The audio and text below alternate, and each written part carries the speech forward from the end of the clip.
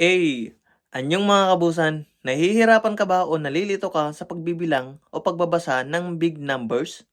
Dito, il, pag tens, ship, pag hundreds, bek, chun, man, shibman, bekman, chunman, ok.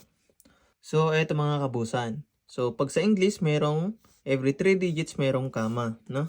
Pero pag sa Korean mga kabusan, pag binabasa natin to, dapat tanda natin, eto yung diskarte ko, every 4 digits, 1, 2, 3, 4, yan.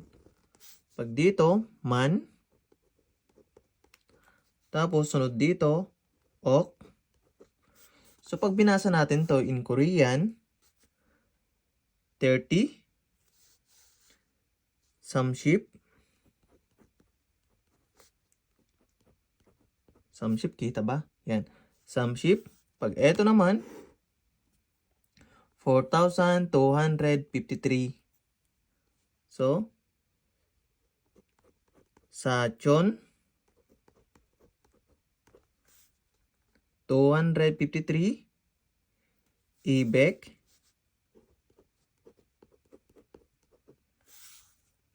53.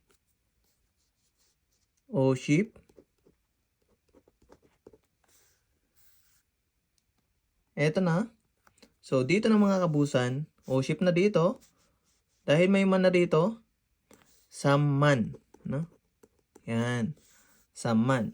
So, dito naman, 7,245. 7, chill, chill. Dahil 7,000, chilchon, ibek,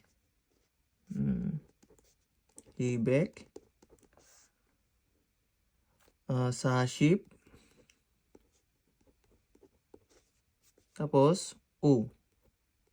Ano? Ayan, hindi pala nakikita. Yan.